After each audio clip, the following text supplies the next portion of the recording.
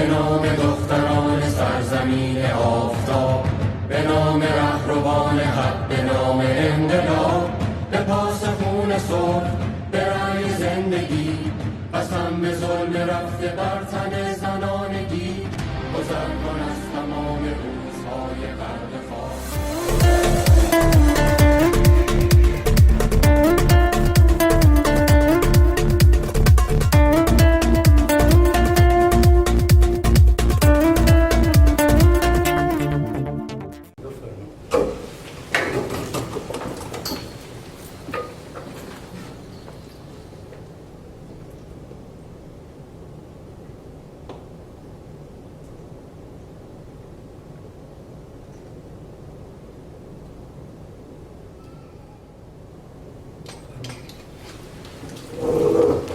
میوانە بەڕێزەکان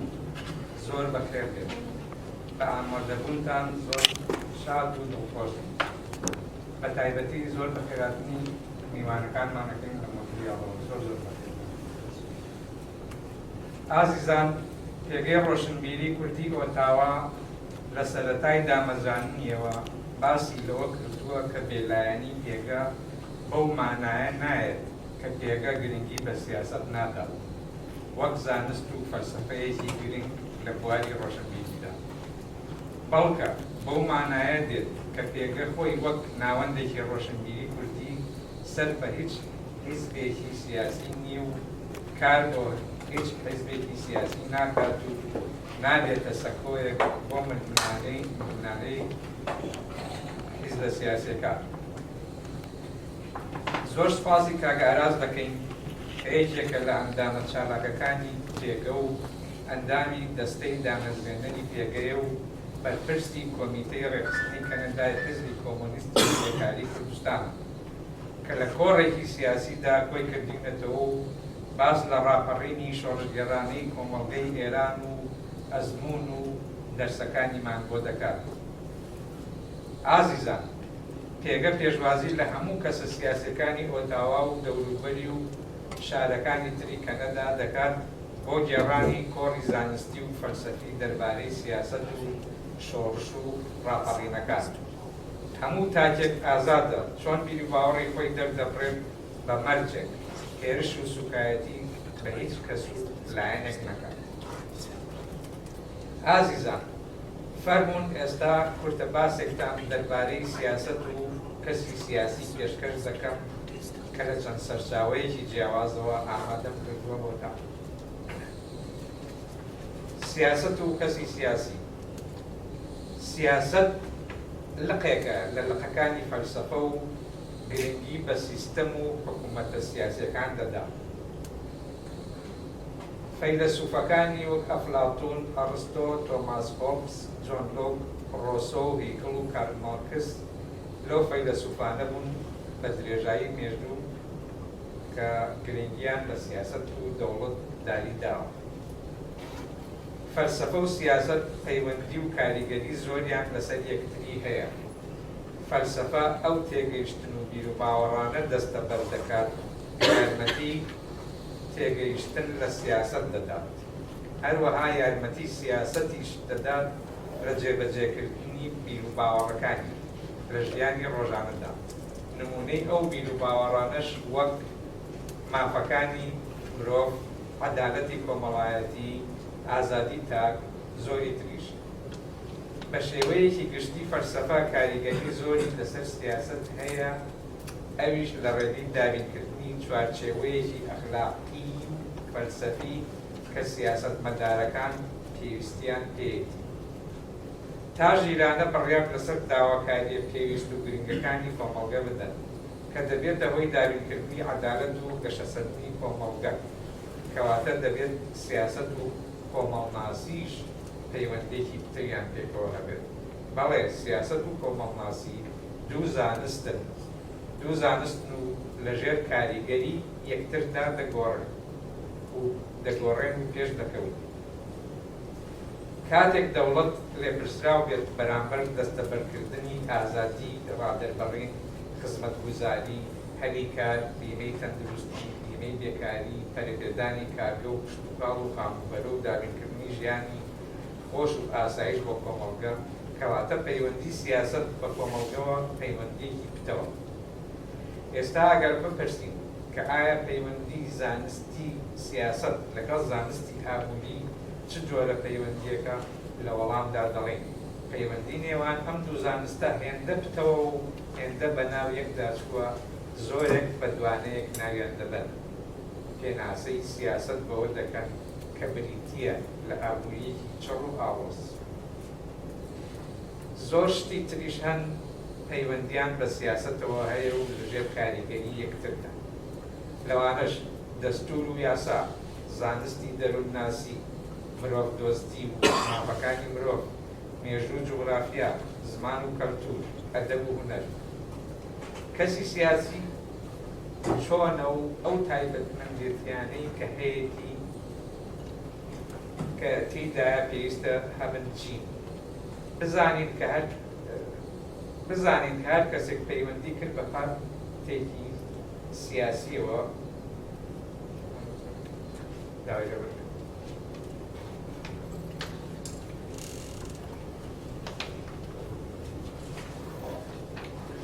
ئەوە ئەبێ بزانین کە هەر کەسێک پەیوەندی کرد بە پارتێکی سیاسی و بوو بە ئەندامی ئەو پارتە و مانگانە ئابوونەی دانێ یان بووە بەرپرسێکی ئەو پارتەوە یان بووە سەرۆکی ئەو پارتە نابێتە کەسێکی سیاسی. هەر وەک چۆن هەموو ئەوانەی شعر و چیرۆک دەنووسن نابنە نووسەر، هەموو ئەوانەی فڵشە و بۆیە بەکاردێنن نابنە نیگارکێش، و هەموو ئەوانەی دەچنە سەر شانۆ نابنە ئەکتەر. ئاخر خۆی سیاسەتیش هونەرە. کەسی سیاسی زۆر تایبەتمەندی دەبێت تێدا بێت تا ببێتە کەسێکی سیاسی. ئەو تایبەتمەندێتیانەی کەس سیاسەتمەدارێک یان کەسێکی سیاسی پێویستە هەیبێت بریتیە. کەسی سیاسی شارەزای فەلسەفە کۆن و تازەکانە، شارەزای زانستی ئابووری و زانستی سیاست و زانستی کۆمەڵگە و زانستی دەروونناسیە، شارەزای دەستور و یاساکانە، شارەزای مێژوو جوغرافیایە، مرۆڤ دۆستە و ڕەگەزپەرست نییە و شارەزای مافەکانی مرۆڤە، زمانزانێکی باشە و لە ئەدەب و هونەر و کەلتوری میلەتەکەی دانەبڕاوە، خاوەنی بیرکردنەوەی ڕەخنەییە و کەسێکی خاکی و دەستپاکە و کار و خەباتی بۆ خزمەتی کۆمەڵگەی و بۆ بەرژەوەندی خۆی کار ناکات. سوپاستان دەکەم، جارێکی تریش بەخێر بێن. بەڕێزان، پێشەوەی کاگاراز بابەتەکەی پێشکەش بکات، زۆر بە پێویستی دەزانم ئەم دوو خاڵەتان بۆ ڕوو بکەمەوە. یەکەم، تکایە لە کاتی خوێندنەوەی بابەتەکەدا ئەو سەرنج و پرسیارانەی لاتان دروست دەبێت لە لای خۆتان تۆماری بکەن تا لە کۆتایی بابەتەکە بە دەستبەرزکردنەوە نۆرەتان بۆ دابن. دووەم، هەتا ئێمە بتوانین زۆرترین پرسیار و سەرنج وەرگرین، کاتی پرسیار و سەرنجی ئێوەی بەڕێز پێنج خولەک دەبێت. کاتی وەڵامدانەوەی کاک ئارازیش بۆ هەر بەڕێزێک پێنج خولەک دەبێت. سێەم، هەمیشە وتومانە و ئیستەش دووبارەی دەکەمەوە، ئەو بابەتانی لە کۆڕەکانی جێگەدا پێشکەش دەکرێت بیر و باوەڕی کۆڕگێڕ خۆی. جا هەمووان ئازادین لەوەی سەرنج و ڕەخنەمان هەبێت دەربارەی بیر و بۆچوونەکانیان. کاک ئاراز فەرموو بابەتەکەت پێشکەشی ئامادەوانێت بەڕێز. سپاس دەکەم کاکسیان، دەستی خۆش بێت. ئێوارەتان باش و سپاسی ئامادەبوونتان دەکەم لەم ئێوارە کۆڕەدا کە نیشانەی جددیەت و دڵسۆزیتان بۆ بەشداریکردن لە گۆڕینی ئەو نەعەدالەتی و دنیا پێچوانەیە کە لەسەر تاسەبینیان بابەتی ئەمڕۆمان لەسەر ڕووداوی ڕۆژانی ساڵی پاری ڕابردووە لە ئێران، هەرچەندە بەردەوامیشی هەیە. دەستخۆشی تایبەتیشم بۆ پێگەی ڕۆشنبیری لە بەردەوامیان بۆ دروستکردنی مناسەباتی ڕۆشنبیری و نزری و کۆکردنەوەمان لە دەوری یەکتر و فەراهەمکردنی پێگەیەک بۆ دەربڕینی ڕای خۆمان بە ئازادی و بەرزکردنەوەی ئاستی وشیاریمان لەو ڕێگەیەوە. لەم بۆنەیەدا جێ خۆیەتی و پێویست دەکات ژیان بەخشکردنی هەموو ئینسانانەی لە پێناو ژیانێک و دنیایەکی باشتر و ڕوخانی کۆماری ئیسلامی لە ئێران بەرز ڕاگرین. ژینا مەحسا ئەمینی لە ژینا مەسا ئەمینی و تاکو ئەوانەی لە دوای ئەو لە پێش ژینا ژیانیان بەخشی بۆ ئازادی و ژیانێکی شرافەتمەندانە. هەروەها هیوای چاکبوونەوەش بۆ ئەو ژمارە زۆر لە بریندارە دەخوازم و ئازادیش بۆ زیندانیان و ئاوارەکان و بۆ هەموو ئەوانەی لەم ناوەدانی گەران و سەرگەردان. ئامادەبوانی خۆشەویست، پێم خۆشە ناوەڕۆکی باسەکە ئەو باسی کە من پێشکەشی دەکەم تعبیرە لە خەتێکی سیاسی و بەشێک لە ڕای خۆم. ئێوەش لە نۆرەی خۆتاندا دەتوان لە چوارچوەی ناونیشانەکەدا ناونیشانی باسەکەدا سەرنج و پرسیار و ئارگومێنتەکانی خۆتان بخەنە ڕوو بۆ زیاتر بردنە پێشەوە و ڕۆشنکردنەوەی باسەکە. جێ ئاماژە پێکردنیشە لە پێشەوە باسی بکەم کە من بۆ ئەو باسەم سوودم لە فایلی دەنجی و ڤیدیۆ نووسینی بە کوردی و فارسی و ئینگلیزی کردووە و لێرەژە و تێبینیە دەکەم ڕەنگە هەندێک شت لە فارسیەکەی من ئەوە نەبوو بێ با بڵێن باش تێی نەگەیشت بووم بە هیوام کاک موحسین و ئەوان زیاتر هەندێک معلومات ئەگەر ئێمە بەغەڵەت کردمان یان باسمان کرد بۆمان ڕاستکەنەوە و کۆمەکمان بکەن لەگەڵ هەموو میوانەکان بەخێرن. پێشەوەش پێویست دەکات ئەگەر کاک سیروان ڕێگەم بدا ئەو کلیپە کاکراوان دروستی کردووە، بەڵێ کاکراوان ماندووبوونێکی زۆری کێشا بۆ ئەو ڕەنگە هەندێک پێم وا بوو هەندێک غەڵەتی تێدا بوو بە هیوان لە باسەکەدا چاچی بکەنەوە، بەڵام لێرەوە بە ناوی پێگەوە و بە ناوی ئێوە دەستخۆشی لێ دەکەین لەو ماندووبوونەی کردی و کۆمەکی پێگەی ڕۆشنبیری کرد لە تۆرنتۆ. بەڕێزان، من ئێستا دێمە سەر باسەکەم. هەدەفی باسەکەم لە سێ تەوەری سەرەکی کۆ دەکەمەوە بە کورتی بنەما و پێشخانەکانی ئەم هەستانە جەماوەریە کە بە ناوی ژنژیان ئازادی کەوتە مێژوو، دەرس و تەجروبەکانی بە مانای هەڵسەنگاندنێک بەلایەنە ئیجابی و سلبیەکانی لەو ماوەی ساڵی ڕابردووە ئێستاش. خاڵی ئەخیریش دەبێ چ بکرێت تا سەرکەوێت، کەم پێم وایە ئەو خاڵێکی گرینگە بە هیوان ئێوە ئەو هەر سەرنج و پێشنیارێکتان هەیە و پێویست دەکات کە ئێمە بیگەین. ئەگەر بێم باسەکەم دەست پێ بکەم، تەمەنی جمهوری ئیسلامی یان کۆماری ئیسلامی ئێران پتر لە 40 ساڵە، هەر وەک لەو ریپۆرتاژە بە خێرایی تەماشامان کرد، لە ماوەی ئەو 40 ساڵەدا بەردەوام ڕۆژانە ناڕزایەتی بێزاری خەڵک و جیاوازی یانیش ئەو قڵیشتەی کە لە نێوان جمهوری ئیسلامی و خەڵکدا هەبووە بەدیار دەکەوێت. ئەگەر تەماشای بکەین لە دوای تەنیا پێم وایە 25 ڕۆژ لە حەفتەی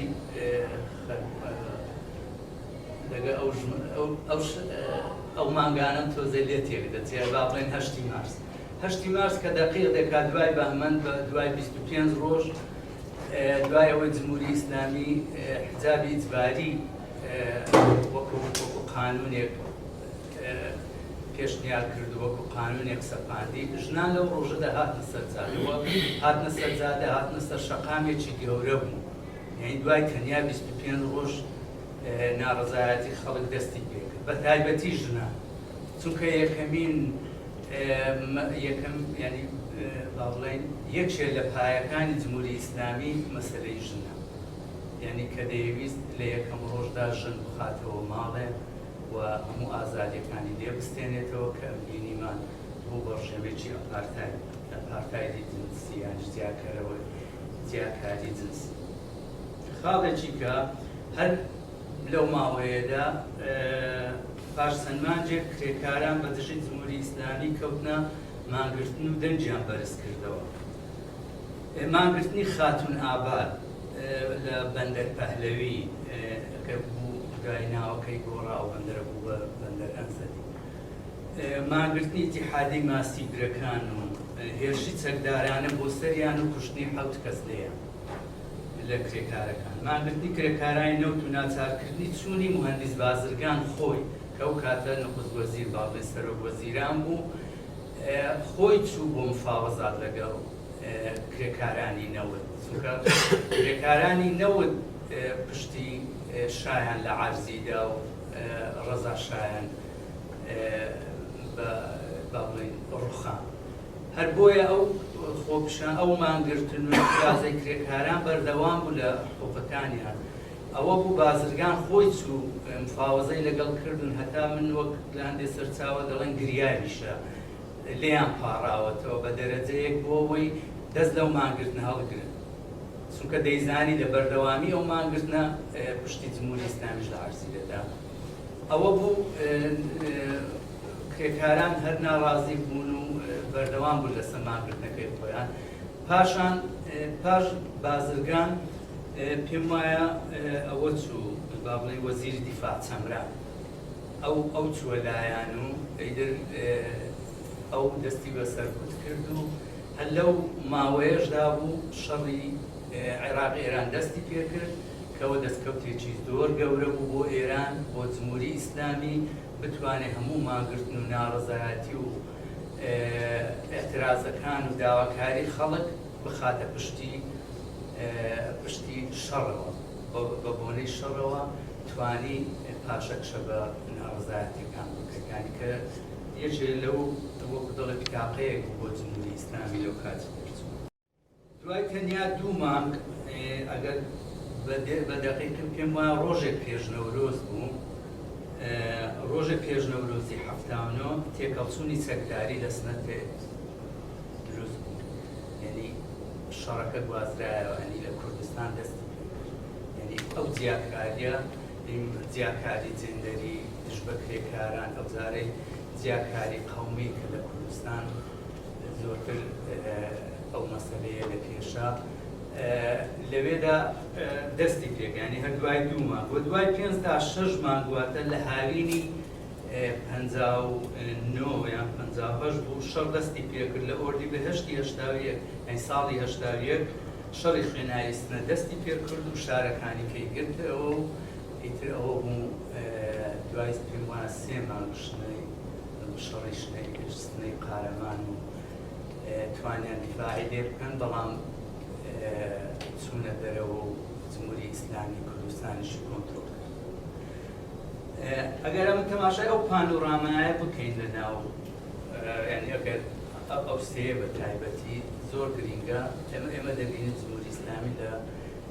ئەوەڵین ڕۆژەکانی خۆیەوە دەستی بەسەر کوت و یعنی پایەکانی لەسەر سەرکوت و نەعەدالەتی و دژی خەڵکی بردووەتە پێشەوە. تەنانەت ناڕەزایەتەکان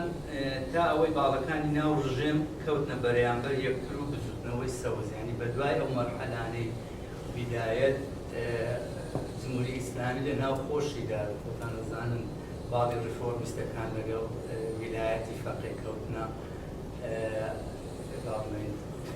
بەرامبەر چێ ئەوە بوو لە 2009 دەستی پێکرد وەکو بزوتنەوەی سەوز کە دەستی پێ پاشان دژ بە فەقر و فەلاکەت دژ بە فەقر و گرانی لە 2017 خۆ پیشاندانێت بەڵام دوایی بێمەسەری کە لە 2019 دژی بەرزبوونەوەی بەنزین کە تقریبا لە 100 نرخی بەنزین بەرز بووە ئەوە تەسیرێکی زۆری لەسەر کۆمەڵگادانە و ناڕەزایەتێکی زۆر گەورەی لێکەوتەوە ئەوەش بە یەکێک لە ناڕەزایەتی گەورەکانی مێژووی جمهوری ئیسلامی دادەنرا و خەڵک لە فرسەتێک دەگەڕان بۆ تەقینەوە بەڕووی ئەو ناعەدالەتی کە جمهوری ئیسلامی بەڕێوەی دەپێیانش ئیدارەی دەکات. ئەو پانۆرامای پێشوو ئەگەر بیبەستینەوە بە ڕووداوی تیرۆری حکومی چونکە ئەو تیرۆرێکی ینی ئاسایی نەبوو تیرۆرێکی حکومی بوو ینی لەسەر بنەمای حکومەت لەسەر ئەساسی قانون کە لە ڕێگەی پۆلیسی ئەخلاقەوە ژینە کاتێک دەچێتە تاران لەگەڵ برایەکەی پۆلیسی ئەخلاق دەیگرن بە حساب بۆ چەند سەعاتێک، بەڵام دوای ئەوەی ئەشکەنجەی دەدەن و لە خەستەخانەی کەسرا لە تاران گیان لە دەست دەدات و هەر لەوێدا یەکێ لە ڕۆژنامە نووسەکان کەم دەبێت ئەوەی تمە ڕاستکەمەوەی لە کلیپەکە بینیمان یەکەم جار ڕسمی ژینا ئەو ژنە بڵاوی دەکاتەوە لە ڕۆژنامەی شەرق. بە دوای ئەودا ینی ڕۆژی دواتر کە تەرمەکەی دەبنەوە سەقز لە قەبستانی یان لە گۆڕستانی ئایتی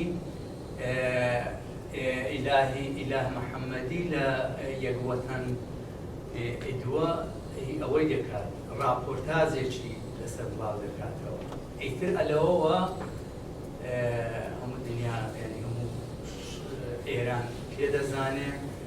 خەڵکێکی زۆر لە سەقز کۆ دەبێتەوە لە گۆڕستان و لە شارەکانی کە ڕۆژانی دوایی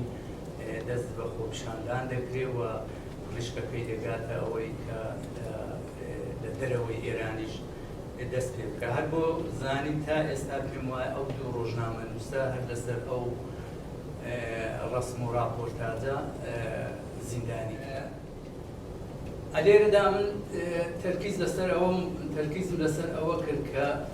پایەی ئەو شۆڕشە، پایەی ئەو خرۆشانە، پایەی ئەو هەستانە جەماوەریە شۆڕژێڕیە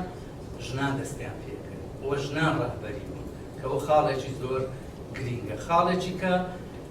مەسەلەی لاوان و خوێندکارانی ئێران کە ئەوەش لە بەرامبەر ئەو زوڵم و ستەم و ناعەدالەتی و خۆش لە خۆنە دیوانە، ینی گەنجان لە ئێران لەبەر ئەو قانونە کۆنەپەرستی و ئیسلامیەی کە دایان سەپاندووە هەموو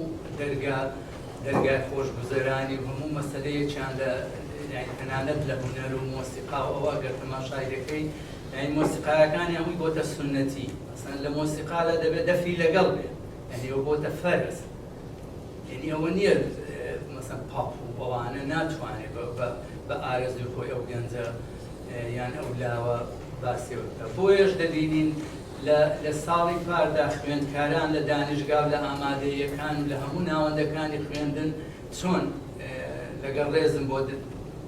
بەشداری بۆ ئامادەبوانیانی پەنجەیان لە ڕسمی ئەوە بەرز دەکردەوە خامنەی کە ئەوە مەسەلەیەکی یەکێ لە مەسەلە گرینگەکانە کە لاوان دەور و نەخشیان هەبووە لەو شۆڕش و خۆشانە. خاڵێکی کە ئەوەیە ڕۆڵی گرنگی بزوتنەوەی کرێکاریانیش کرێکارە، بە تایبەتی کرێگارانی سەنعەتی گەورە نەخشێکی گەورەیانە نەک لە کاتی شۆڕشی ژینا بەتەنیا. ئەگەر تەماشایکەین لە ئەعتراز و ناڕەزایەتیەکانی دوو-سێ ساڵی پێشوو تەماشایکەین 2019-18 کرێکارانی هەفتە تەپە پەترۆکیمیاوی، یعنی یەکێ لەوانە ئیسماعیلی بەخشی کە یەکێ لە ڕەهبەرانی بوو دەیان ڕەهبەری کەیان زیندانی کرد لەسەر ئەو خۆپیشاندان و ناڕزایەتیانی کە لەو کاتەدا کردیان. هەر لەوێدا ئیسماعیل بەخشی داوا دەکا کە ئێمە دەبێت ئەو حکوومەتە لە ناوبەری بیڕووکێنین و حکوومەتێکی جەماوەری شورایی دێنینەتی. بۆیە دەوری کرێکارانیش دەورێکی زۆر گرینگە لە ئیدامەی ناڕزایەتیەکان بە ئێران. دەتوانم بڵێم بە هاتنە مەیدانی ژنان و پیاوانی شۆڕژێر و بە شیعار و چالاکی و بەرنامەی ڕادیکاڵی چەپەوە، یعنی ئەگەر تەماشای ئەو حرەکەیە بکەین دەتوانین بڵێین مۆرچی چەپی پێوەیە بە چەند دەلیلێک. یەکێک لەوانە ڕەهبەری ژنان لەو مەسەلەیەدا بە دژی ناعەدالەتی، بە دژی هەڵاواردنی جنسی، بە دژی ناعەدالەتی بەرامبەر کرێ، بە دژی ئەو هەموو ئەپارتایەتی کە لە سەریانە، دەور و نەخشی لاوان بۆ ژیانێکی ڕادیکاڵتر و متەمەدینتر و شارستانیتر دەور و نەخشی کرێکاران اتحادیە کارگەریەکان یعنی شیعارەکان ئەگەر تەماشاکە یعنی ئەتۆ تەماشای شیعارەکان لە هەر لە ڕوخانی ڕژێمەوە هەر لەو شیعارەکە سپاش مەرگ بەرستان گەر سپاشا چڕابەر سەرتاسەری بوونەوەی خۆپیشاندانەکان لە ئێران لە ناوبردنی جیاکاریەکانی مەسەن لەسەر ئەساسی نەتەوە شوێن جغرافیا جێندەری ئەوانە هەمووی تەماشا دەکەین یەک بزوتنەوەی ڕادیکاڵ بە مۆرکێکی چەپ دەتوانین ناوی بێنی و لە قسەکانی کە ڕەنگە زیاتر دێمەسەر ئەو شیعارانە مەسەلەن یەکێ لە خاڵە گرنگەکانی ئەو بزوتنەوەی ئەوە بوو کە جیای دەکردەوە لە بزوتنەوە و ناڕزایەتیەکانی ساڵانی پێشوو ئەوە بوو خواستی ڕوخانی ڕژێمی کردە شیعار و بە عەمەلی بۆی هاتەمەیدا و بە عەمەلی قوربانی بۆدا یعنی ئەو جارێک کە هاتنە سەر شەقام بۆ ئەوەیان نەبوو وەکو خواستەکانی مەسەرەن لە 2017 خواستەکانیان خواستی فقر و هەژاری و نەداری بوو مەسەرەن لە 2019 لە بەرامبەر تەنیا داواکاری بەرزبوونەوەی کاتێک بنزین گران دەبێت بەڵام ئەو بزوتنەوەی بزوتنەوەی ژینە بزوتنەوەی ژنژیان ئازادی یەک لە مۆرکە گرنگەکانی ئەوەیە کە ڕوخانی ڕژێمی بەرز کردەوە خواستی ڕوخانی ڕژێم و ئەوەی بۆدا با بڵێن بەرنامەی بۆ هەبوو خواستی خەڵکی هێنا پایەوە خاڵێکی کە دەتوانین زۆر بەرجەستەی بکەین ئەوەیە مەسەلەی یەکگرتوویی یعنی هەر لە ڕۆژی دوایژی کە لەبەر دەرگای نەخۆشخانەی کەسرا لە تاران اعتراز دەست پێ دەکا و دەچێتە قەبستانی سەقز لەوێ دەتەقێتەوە بە یەک جا پڕوشکەکەی دەگاتە هەموو سەرتاسەرین پێم وایە نزیک 180 شاری گرتەوە لە ڕۆژانی ئەوەودا یعنی بۆ مانایی زۆر یەکگرتو یەکدەست خەڵکاتە مەیدان کە لە خۆپیشاندان و اعترازەکانی پێشوودا ئەو خاڵە کەم دەبیترا مەسەرەن لە کوردستان دەیانجار مانگرتن و اعتیسام و شت کراوە لە کوردستان بەرامبەر ئیعدام و بەرامبەر حەملەی ڕژێم بەڵام شارەکانی کە نەهاتوونەتە پایە یان لە بەلوچستان یان ئەو خۆپیشاندان ناڕەزایەتی لە ئەهواسە و تەنیا لە ئەهواس قەتیسمە بەڵام ئەو جارە هەموو شارەکانی گرتەوە شارەکانی ئێران و کەوتە ئەوەی پشتیوانی خەڵکی ئازادی خوازی لە دەرەوەش بۆ پێداوە لەو ڕیپۆرتاجە یعنی لەو پێشەچێدا من دەتوانم بێمە سەر باسەکەم و پێم خۆشە لە چەند خاڵێکی بەرجەستەی کەمەوە پێم خۆشە خاڵە ئیجابیەکان باز بکەم یعنی ئەو دەستکەوتانەی کە ئێمە لەو بزوونەوەیە لەو پرۆژانە لەو هەستانە لەو شۆشە بەدەستمان هێنا من هەندێکیان بە کورتی و تعریفیشیان دەکەم کە ئەو دەستکەوتانە چی بوو دوای دێمە سەر کەم و کوڕیەکانی خاڵێکی پڕشنگدار و زۆر ڕۆشن دەرکەوتن و پێشەنجی ژنان و بەدەستەوەگرتنی ڕابەرایەتەکەی بوو تەنانەت شۆشەکەش بە ناوی ژنانەوە نامدرا گۆڕانی تەرازووی هێز تەوازن قووا هەر لە دووسێ هەفتەی ئەوەڵیدا ئەو تەوازن قوایە بەدی دەکرا کە تەوازن قوا بەلای سەنجی خەڵکەوەیە وە جمهوری ئیسلامی لە پاشەکشە بوو لە زۆرێ لە مەیدانەکان ئەوە زۆر مهم بوو ئەوە زۆر جورئەتی بە خەڵکی شۆڕژێر و جەماوەری شۆڕژێردا یەکگرتووی خەڵک و سەراسەری بوونەوەی ناڕزایەتیەکان ئەوەش خاڵێکی زۆر لە ئەوەی خاڵەکەی پێشەوە باسم کرد زۆر ئەهەمیەتدارە سەرتاسەری بوونەوەی ناڕزایەتیەکان و قەتیز نەمانەوەی لە منتیقەیەکدا یان لە شارێکدا و وەستانەوە بەرامبەر هەندێک شیعار کە دەیانەویست ئەو سەرتاسەریە ئەو یەکگرتووریەی خەڵک لێک بترازێنن. هەرچەند جمهوری ئیسلامی زۆر هەوڵیدا لە ڕێی مەسەلەی نەتەوەیی، لە ڕێی مەسەلەی مەزهەبی سوننە و شیعە، لە ڕێی مەسەلەی جێندەری مەسەلەن خۆپیشاندانی دەکرد بەرامبەر خۆپیشان پێما بەنای پاکیزە بوو دەیویست حیجاب بگەڕێنێتەوە کە لەسەر قەبران حیجابیان فڕێدا بەیانی مەسەلی مەسەلەن ناسیۆنالیزمی ئێران بەگشتی فارس و ئازەر و با بڵێن کورد دەیانەویست ئەو یەکگرتوویە ئەو سەرتاسەریە لێک بترازێنن بەسەڵەن بە نمونە شیعاریان بەرز دەکردەوە مەهسا کچی پاچی ئێرانە، یانیش مەسەڵەن لە کوردستان دەیان گوت ژینا سومبلی کچی کوردە، بەڵام ئەوە لە شەقام نەدەبینی و ئەو شیعارانە یعنی یەکگرتوویی خەڵک زەماوەری شۆڕژێر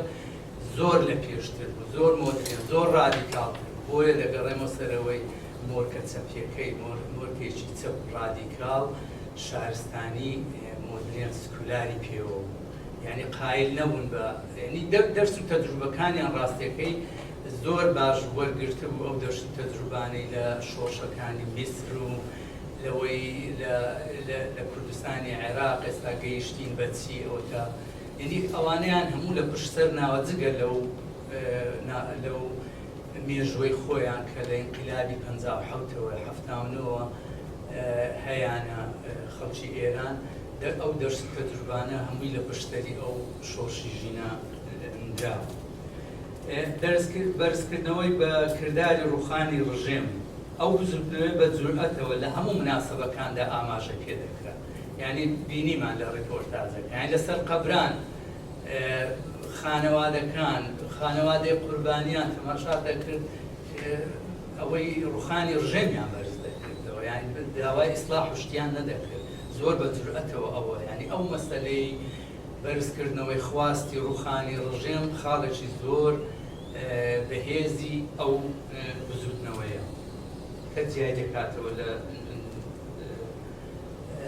بزوتنەوەکانی پێیانی باڵێن لە ناڕزایەتەکانی پێشوو. خاڵێکی کە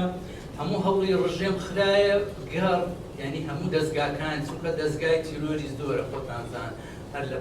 پازدار و بەسیز و ئەنواعی پۆلیسی ئەخلا ئەنواع پۆلیسی هەیە و ئانە هەمووی خستە گەڕ بەس بۆ ئەوەی خۆی بپارێزێ و پاشە کشە بۆ بزوتنەوەیە بکە، چونکە دەیزانی بزوتنەوەکە زۆر قەویە، بۆیە گوتمان لە 2 هەفتە و 3 هەفتەی یەکەمدا تەوازن خوایەکەی دەبینی، بۆیە بە ینی بە کاملی سەرکوتەوە هات، یعنی دەستی لە هیچ نەدەپاراست، هاتە مەیدان و دەیویست پاشە کشە بۆ بزوتنەوەیە بکە.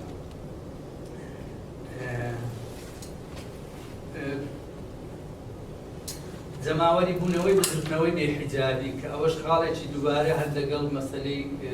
ژنانە، یعنی خواستی نەمانی حیجاب کە خواستێکی سیاسیە، یعنی بە تەنیا مەسەلەیەکی فەردی نییە مەسەلەی حیجاب یعنی جلێکە خۆت دەیپۆشی، نا حیجابی ئیجباری کە بە قانون لە ئێران هات ئەوە وەکو لە بدایەت باسم کرد مەسەلەی یەک لە پایەکانی جمهوری ئیسلامی خۆی لەسەر ڕاگەشتووە، یعنی مەسەلەیەکی سیاسی علاقی بە مافە فەردیەکانەوە نییە، مافە کەسایەتیەکانەوە نییە، بۆیە خواستی یانیش بزوتنەوەی دژ بە حیجاب بینیمان، دژ بە حیجاب لەسەر قەبرانەوە دەستی پێکرد، حیجابەکانیان فڕێدا و لە ئێستادا ئەگەر تەماشای ئێران بکەین لە میترۆکاندا لە مناسبەکاندا ینی حیجاب زوربەی خەڵک حیجابی فڕێداوە و جمهوری ئیسلامیش لەوە پاشەکشەی کردووە کە مانایەکی گەورەی هەیە. ئەوە یەکێ لەو دەلیلانەیە دەتوانین کە یەکێ لە پایە ئەساسیەکانە دەتوانین بڵین کە دەبێتە هۆی ڕوخانی ڕژێم، چکەوە یەکێ یعنی لە سەنگەرێکی پاشەکشە پێکردووە، چکە وەکو گوتم لە ڕۆژانی یەکەمەوە ئەو هات حیجابی لەسەر ژنان نا، ئێستاوان هاتوون ئەوەیان ئەو حیجابەیان لابردووە، ئەو خواستی لابردنی حیجاب بەڕای من خاڵێکی زۆر گرنگە. خاڵێکی کە لەوانی بەڕاستی من لە شۆڕشی ژینا بینیم، یعنی گۆڕینی مەراسیمەکان ینی شێوەی پرسە، شێوەی حەوتە، شێوەی چلەکان تەنانەت ڕۆژی ینی لەدایکبوونی ئازیزان ڕۆژی لەدایکبوونی ئازیزان و چلە و پرسە و ئەوانەیان خۆتان بینیتان لە کلیپەکانتان زۆر بینیوە. خانەوادەکان دەهاتن وتاری زۆر بەهێزیان دەدا، یعنی وتاری سیاسی، اجتیماعی، شۆڕژجێر، ڕادیکاڵ کە ئەوە زۆر ئەهەمیەتی هەیە، یعنی شێوەی پرسەکانیان گۆڕی تەنانەت لە محەڕەم و ئەوانە لە جیاتی سینکوتان و زنجیر لە خۆدان و ئەوانە خەڵک هەمووی دەهات دەیکردە مناسبەی ناڕەزایەتی دەربڕین لە بەرامبەر جمهوری ئیسلامی. یعنی هەر فرسەتێکیان بۆ خوڵقابێ کردویانە، ینی وەریان جێڕا بۆ ئەوەی بیکەن بە ناڕەزایەتی بەرامبەر جمهوری ئیسلامی.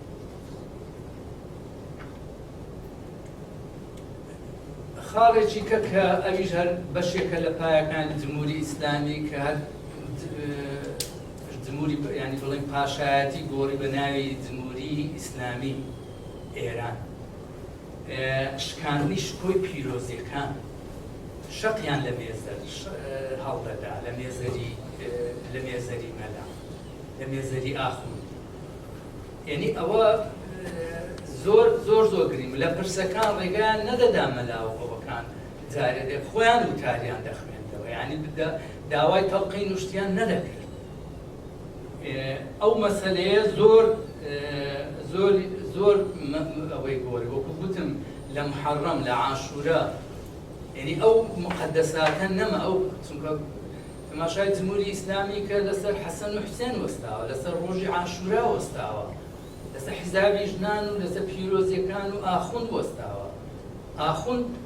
ئەبێ بەڕێوە دەبا هاتن، یعنی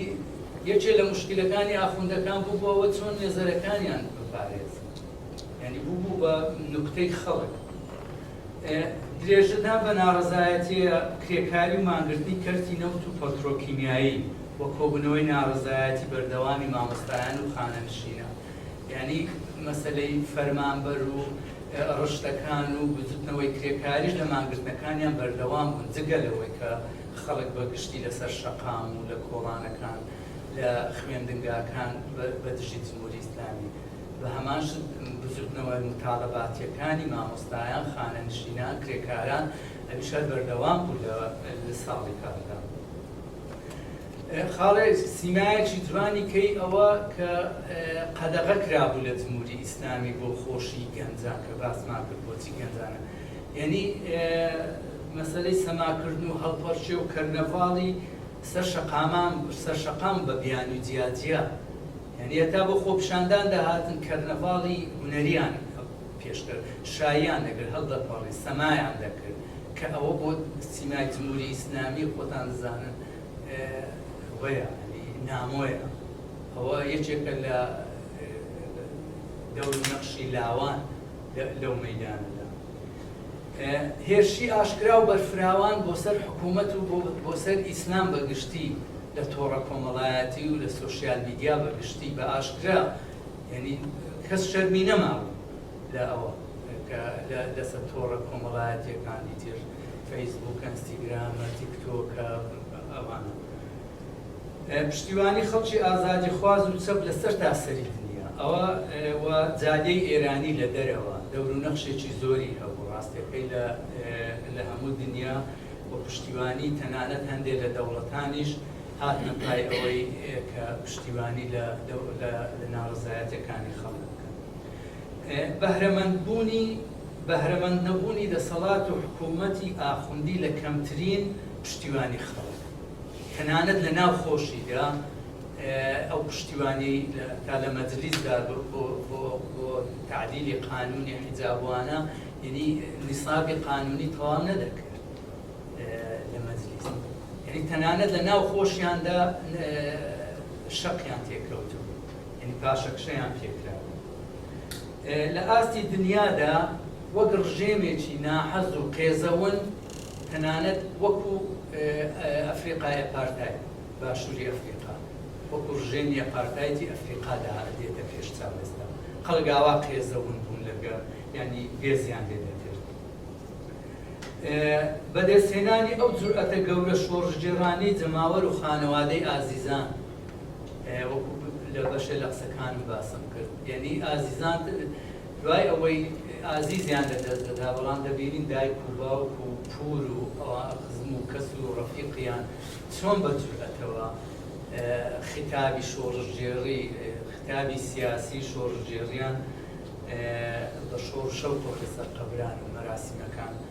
پێشکەش دەکرد. داهێنانی شۆڕژێڕانەیان زۆر داهێنا، ینی زۆر داهێنانی شۆڕژێڕانەیان داهێنا. ئەگەر بیدایەت تەماشاکەین لە سەرەتادا لەسەر شەقامەکان بوون، ینی بە هەموو خەڵک دەهاتە سەر شەقامەکان لە شار و شارۆچکەکان. بەڵام بۆ گۆڕینی تاکتیک و تەوازن خوا بۆ ئەوەی هێزەکانی ڕژێم پەش و بڵاو پێ بکەن، ینی بڵاوە پێ بکەن و کەم هێزیکەن، ئەوە بوو لە تەنیا لە یەک شەقامی سەرەکی کۆنە دەبوون، یان خۆپیشاندانیان نەدەکرد لە کوچە و کۆڵانەکان، لە خوێندنگاکان، لە شوێنی کارەکانیان، ینی بڵاوەیان پێکرد بۆ ئەوەی هێزی حکوومەت پەش و بڵاو بێ و سەری لێ بشێوێ. داهێنان لە بەکارهێنانی تەکنەلۆجیا و ڕەسەمگرتن و سۆشیال میدیا، من ملا حەزم کردبوو مەسەن ڕۆژانی ئەوەڵ ئەو ڤیدیۆ و ڕسمانەی کە دەماندید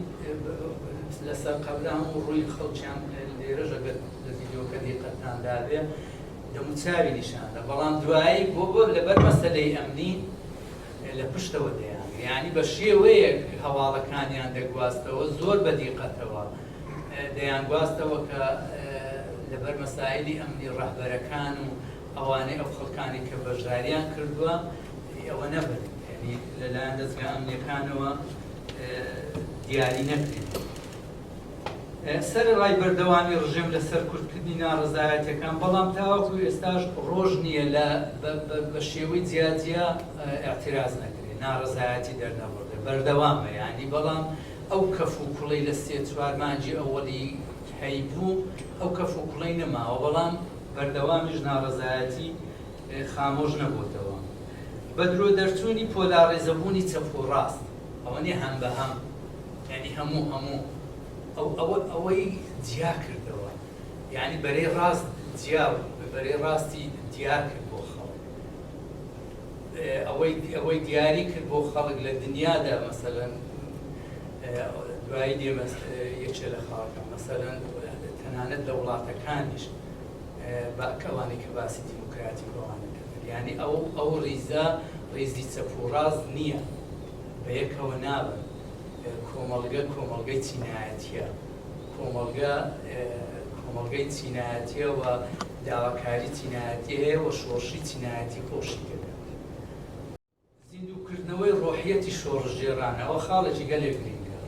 یعنی ئەگەر دیقەت بدەنێ نەک لەوێ لە ناوچەکە بەگشتی،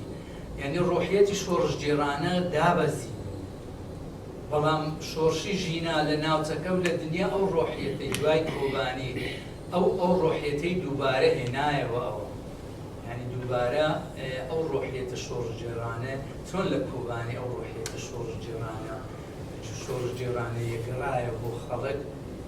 لە ئێران بۆ هەموو خەڵک بۆ گەڕایەوە و بۆ دنیاش دەبینێت. هێزە ڕاستەڕەوەکان کەوتنە پەراوێزەوە، بەچی کەوتنە پەراوێزەوە؟ ینی ئەگەر تەماشای ئەمریکا و ئەوروپا بکەین ئەو هەموو میدیایان لەبەردەست، تەنانەت کۆنفرانسی و هاوپەیمانی گەورەیان کرد، بەڵام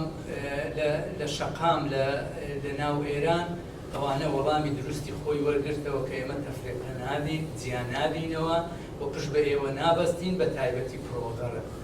چونکە لە پاڵیاندایە عێراق چی بەسەر هاتووە، کوردستانی عێراق چی بەسەر هاتووە کە پشتیان بە وڵاتانی بەردی بەستووە.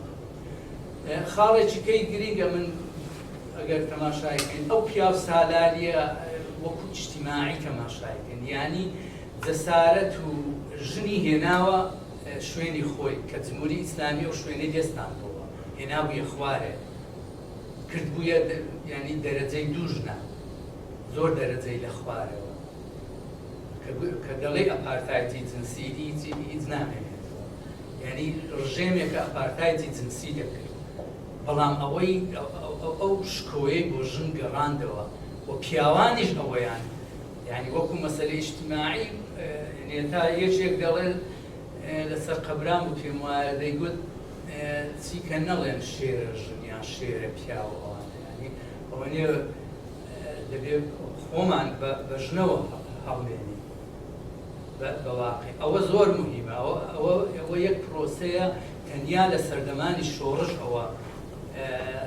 دێتە دی ئەو نەوع تەحویلە، یعنی ئەوە مۆشتی خۆی لێدا. تازە ژن لە ئێران ناچێتەوە پێش 1401 2022. ناوەندی هاوکاری ئەحزابی کوردستان تا ڕادەیەک تێک چووە، پێم وایە حزبی دیموکراتی ئێران لێ هاتووەتە دەرەوە. پێشنیاری حکوومەت و بەدیلی داهاتووی ئەو جارە حکوومەتی شورایی، حکوومەتی خەڵکە، حکوومەتی جەماوەریە، حکوومەتێک نییە لەسەرەوە غەرب یان ئەحزابەکان بتوانن دایبنێن، خەڵک خۆی قەرار بەدادەوە، کە ئەوە لە پرۆسەیە بەبێرەوە ئەوە خاڵە پرشنگدارەکانە ئێمە دەمانبینی لە ساڵی کە دەمێ ئەوە ئاخیر خاڵ ئەرچەند هەز دەکەم تۆزێ ماندوو بوون. خاڵی ئەخیر کە زۆر گرینگە بەڕای من، ئەم پێم وایە جمهوری ئیسلامی ناگەڕێتەوە پێش 2020، یعنی لە سەطحی لە هێزی سیاسی، لە تەوازن خوای لەگەڵ خەڵک، لە منتیقە، لە شکۆی سیاسی پێم وانیە بگەڕێتەوە پێش 2020. کارێک لە دەستی بۆ دەبێی، هەر کارێک پێم وانیە بەدەربێ لە کەم چەندە خاڵی گەشە و پێشڕەوی هەیە، ڕەنگە بەکەم یان زیاتریش خاڵی ئەوەی هەبێ، باڵی کەم و کوڕی هەبێ. ئەو کەسانی کە ناجوڵێن کار ناکەن، ئەم پێم وایە ئەوانە نەکە کەم و کوڕیان لێو بەڵەت ناکەن، بەڵام ئەوەی کار دەکات مەیدانی عەمەلیە ئەوە کەم و کوڕی دێتە پێش و دەبێ باسیشیان بکەین کە زۆر گرنگە. گرنگترینیان نەبوونی ڕەهبەریەکی یەکدەست و سەرتاسەری و خاوەن پلاتفۆرمێکی سیاسی و موحەدی خاوەن حیزب بێت کە بەهرەدار بێت بە خەتی سیاسی و پلاتفۆرم و ئاسۆی سۆشیالیستی. یعنی ئەوە لەبەرەوەی گوتمان ئەو بزوتنەوەی ئەو خۆشانە چەپە، ڕادیکاڵە، سکۆلارە. ئەگەر خەتێکی سیاسی و ئاسوویەکی سیاسی سۆشیالیستی پێ نەدرێن، پێم وایە وەکو لە 57 خۆتان زانن بۆ بزوتنەوەیەکی چەپ بوو، ڕادیکاڵ بوو، بەڵام هاتن غەرب بوو، وەکو دەڵێ پاپیەکانیان وەکو خومینیان هێنا و کۆنەپەرستترین حکوومەتیان بۆدا. بەڵام ئەو جارە دەبێ ئەوە بە فیعلی لە حیزبێکی خۆیدا ڕەهبەری بکە و ڕەهبەریەکی سەرتاسەری بێ. ئەو ڕەهبەریە سەرتاسەریە زۆر گرینگە، یعنی ڕاستە ڕەهبەری محەلی هەبوو، لە گەڕەک هەبوو، لە شار هەبوو، بەڵام سەرتاسەری نەبوو. ڕەهبەری مەسەڵەن خومینیان هێنا ڕەهبەریەکی سەرتاسەری دنیا ئەوە هەموو ئێران. دەبێ ڕەهبەریەکی سیاسی موحەد تەشکیلاتی بە ئۆتۆریتە دروست. ئێران لە دەرەوە پشتیوانی لێکرا، یعنی ئەگەر دوو نمونەی دێنەوە کە پشتیوانی لێکرا، مەسەڵەن ئەو پوڵەی کە ئەو پارەی کە حجزی لەسەر بوو لە ئەو پارەی زەمانی شا، ئەمریکا پێما 6 ملیاری بۆ ئەوە کرد، ڕلیز کرد. یعنی ئەوەیەکی گەورە بوو لەو ئەزمەیە دەریکە. پەیوەندیە ئاساییکردنەوەی پەیوەندیەکانی لە ناوچەکە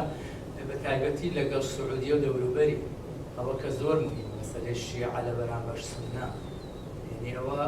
ئەوە هەناسەی بە ئەوە جگە لە پشتیوانیەکانی لە عێراق، حکوومەتی عێراق و دەوروبەری. نەبوونی ئیتیحادی نێوان بزوتنەوەی کارگەری و جەماوەری، ئەوە ئەو اتحادی نێتوەرکە شەبەکاتە ئیجتیماعیە نەبوو. بەهۆی دیار نەبوونی یەکلای بوونەوەی دەسەڵات کە دیار نەبوو ئەو بزوتنەوەیە دەگاتە ئەوەی کە وەکو ئەوەی چونکە خۆتانزان شۆڕشی بەهمەنیش لە شەو ڕۆژێکدایان لە چەند ڕۆژێکدا نەبوو لە چەندمان تقریبان ساڵ و نیوە 2 ساڵی کارە لە ئاخیری کە زانیان یەکێت یەکرێکاریە گەورەکانی وەکو نەوت هاتە پای ئەنجا پشتی بە عەرزی کەوت تا ئێستا بزوتنەوەی کرێکاری وە کرێکاران ئەوە نابینن کە بەتەواو لەو کاتە ئەوە مەسەلەیەکی سیاسیە لەو کاتەدا چینی کرێکار وەکو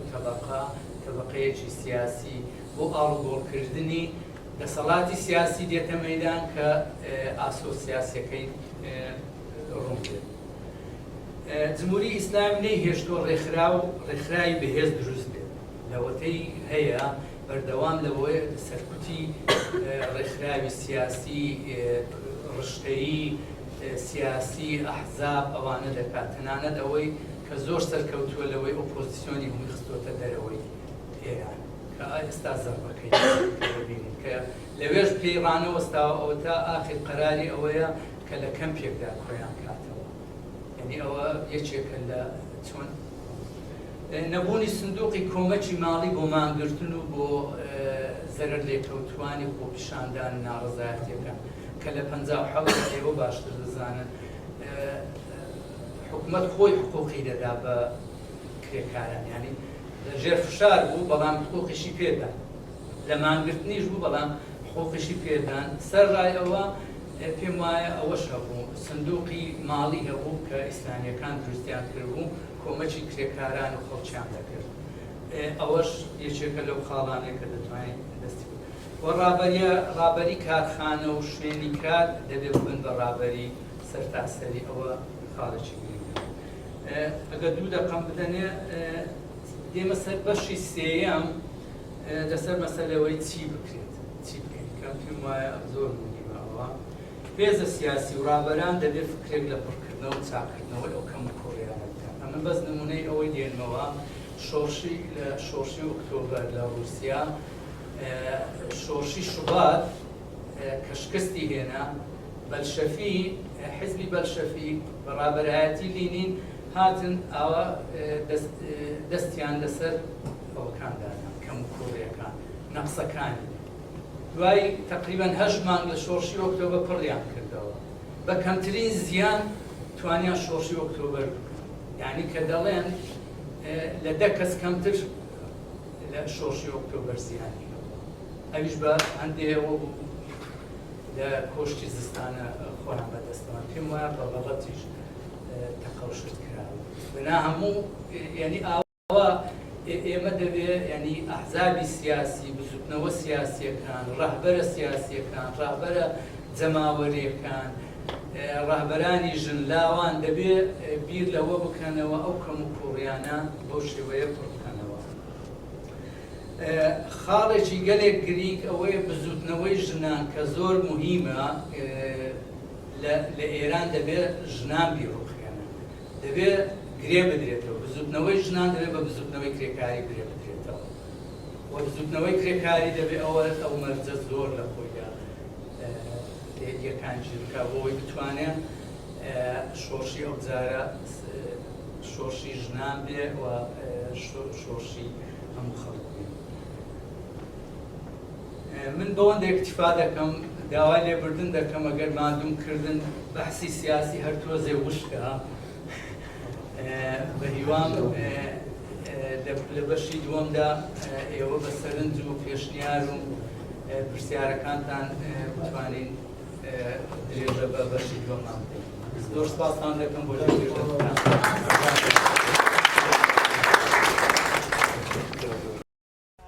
بەدەم کەسەوە پێ ناکەنێت بەدەم مەرگەوە دەبێت